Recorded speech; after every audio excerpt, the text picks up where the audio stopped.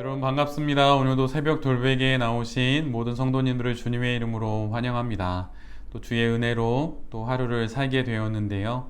오늘도 열왕기상의 말씀 묵상하면서 이 하루도 은혜 가운데 잘 살아가는 우리 모두가 되기를 바랍니다. 오늘 우리에게 주시는 하나님의 말씀은 열왕기상 6장 1절로 2절까지의 말씀과 11절로 13절까지의 말씀입니다.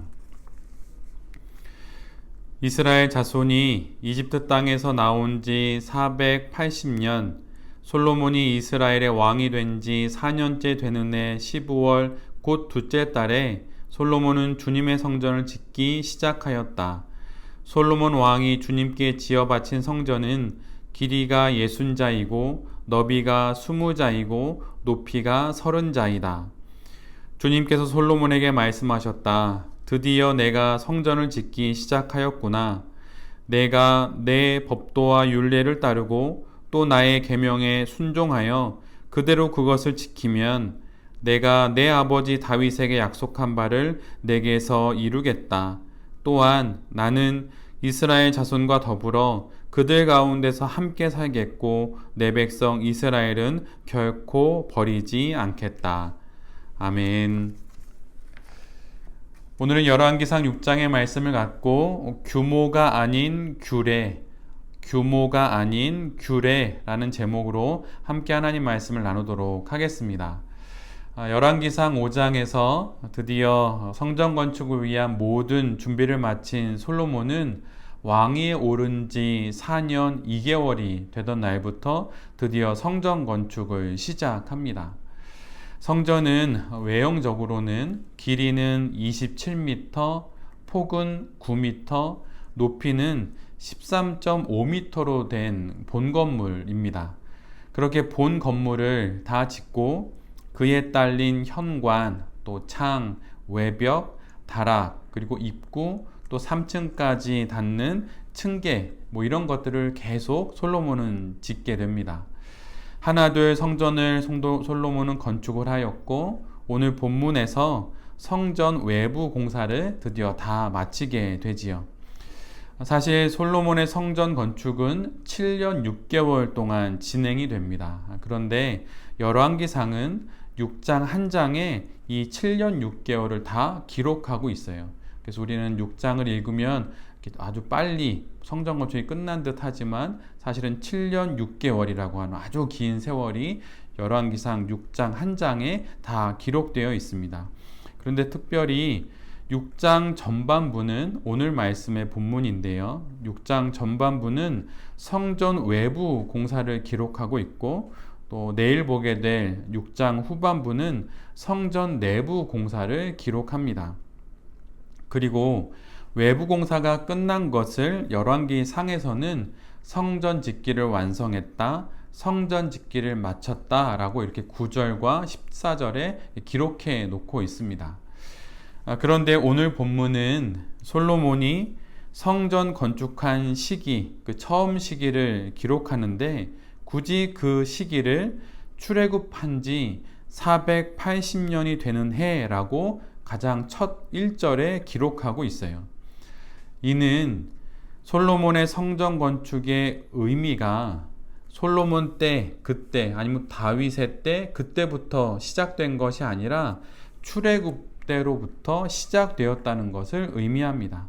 그래서 성전 건축의 그 시작한 시기를 출애굽한 지 480년이 되는 해라고 하는 표현을 통해 출애굽으로까지 끌고 올라가는 것이죠.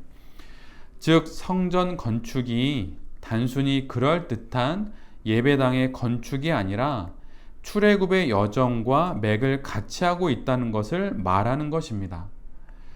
성전 건축은 태평성대의 시대가 되었고 또 다윗이 잘 준비하고 솔로몬이 또 힘을 기울여서 그렇게 하게 된 것이 아니라는 거예요.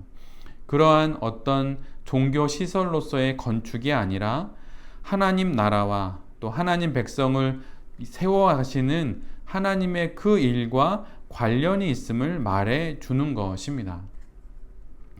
하나님께서 이스라엘을 출애굽시키신 이유가 무엇입니까?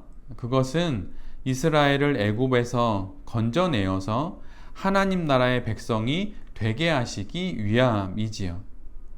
그렇다면 이 맥락 속에 있는 솔로몬의 성전 건축의 이유는 무엇입니까? 이 역시 이스라엘을 하나님 나라의 백성이 되게 하기 위함인 것이에요. 이를 기억하게 하기 위해 성전 건축의 기원을 480년 전 그 출애굽의 때로까지 올라가고 있는 것이죠. 솔로몬의 성전 건축은 아브라함에게 주신 하나님 나라 언약을 이루는 사건입니다. 이스라엘이 온 세상을 복되게 하는 제사장 나라가 되기를 원하시면서 그 의지를 성전 건축에 담으신 것이 바로 하나님의 뜻이었고, 그것이 겉으로 드러난 것이 솔로몬의 성전 건축이지요. 그러기에 성전 건축은 건물 짓기가 아닙니다.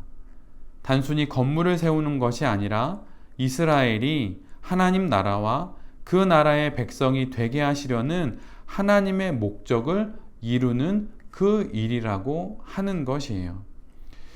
화려한 성전은 있지만 그 성전 안에 하나님 나라의 백성이 세워지는 일이 없다면 그것은 성전 건축의 목적이 상실된 것입니다. 이처럼 솔로몬의 성전 건축은 출애굽의 맥락 안에 있어요. 이스라엘이 더욱 하나님 나라가 되고 이스라엘 백성이 더욱 하나님 나라의 백성이 되게 하기 위해 성전은 건축되는 것입니다. 또 이를 온 세상이 보고 하나님을 믿게 하는 그 일을 위해 성전은 건축되는 것이지요. 그런데 오늘 본문을 자세히 읽어보면 또한 앞에서 말씀드린 것처럼 솔로몬이 세우고 있는 성전은 주변 나라의 성전에 비하면 매우 그 크기가 초라합니다. 그리고 광야의 성막에 비하면 그 크기가 2배 정도 커진 규모일 뿐이에요. 규모로 보거나 또 그 여러 조건으로 보거나 아주 변변치 않고 또 초라한 모습입니다. 그런데 이런 성전이 세워지자 하나님께서 솔로몬에게 나타나 말씀하시는데 그것이 바로 오늘 본문 12절로 13절의 말씀입니다. 그 부분을 제가 읽어드리면, 드디어 내가 성전을 짓기 시작하였구나. 내가 내 법도와 율례를 따르고 또 나의 계명에 순종하여 그대로 그것을 지키면 내가 내 아버지 다윗에게 약속한 바를 내게서 이루겠다. 또한 나는 이스라엘 자손과 더불어 그들 가운데서 함께 살겠고 내 백성 이스라엘을 결코 버리지 않겠다. 솔로몬 성전은 당시 고대 근동의 다른 신전에 비하면 그 크기가 그리 큰 것은 아닙니다. 그리고 현대의 예배당 크기에 비하면 정말 작은 크기이지요. 그런데 하나님께서 주목하시는 것은 그 규모에 있지 않습니다. 하나님은 성전의 규모가 아니라 하나님의 율법과 그 규례에 주목하시고 있어요. 이스라엘에 임하시는 하나님의 임재는 성전의 규모가 아닌 하나님 말씀의 규례를 지키는 것에 달려 있음을 하나님은 지금 솔로몬에게 말씀하시고 있습니다. 하나님께서 이스라엘과 함께 하시겠다는 약속의 조건은 성전이 아니라 하나님의 말씀에 대한 순종입니다. 눈에 보이는 화려한 성전이 있다는 것으로 하나님의 임재가 보장되는 것이 결코 아닙니다. 그것이 아니라 출애굽의 언약을 따라 하나님 말씀에 순종을 한다면 하나님이 그곳에 임재하신다고 하나님 명확하게 말씀해 주시고 있어요. 성전이 없었을 때에도 하나님은 이스라엘과 함께 하셨습니다. 이스라엘이 하나님의 말씀과 그 언약에 충실할 때 하나님은 늘 언제나 이스라엘과 함께 하셨어요. 그러기에 이스라엘이 하나님의 말씀과 함께 한다면 성전의 유무와 상관없이 하나님은 이스라엘의 한가운데 임재하시는 것이죠. 하나님이 솔로몬에게 하신 말씀을 자세히 읽어보면 3가지의 조건의 말씀이 있어요. 그러니까 조건절로 기록되어 있는 말씀이 있습니다. 그 말씀은 이것이에요. 내가 만일 내 법도를 따르면, 내 율례를 행하면, 내 모든 계명을 지키면.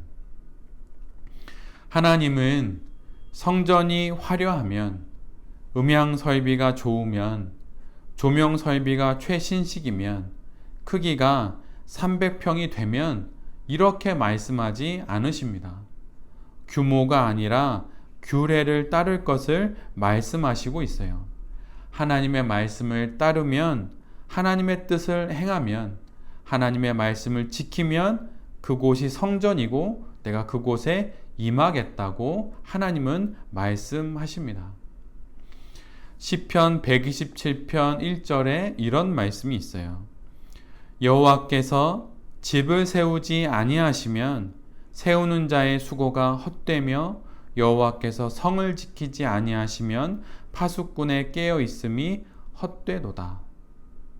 성전은 누가 세우는 것입니까? 성전은 하나님이 세우시는 거예요. 그리고 하나님이 세우시는 성전은 규모가 아니라 규례의 준수에 달려 있습니다. 우리가 함께 믿음 생활하는 교회의 성전은 바로 이런 성전이어야 하는 것입니다. 또한 공동체로서의 교회뿐만 아니라 하나의 교회요, 하나님의 성전인 내 자신 역시 이와 같아야 하는 것이지요.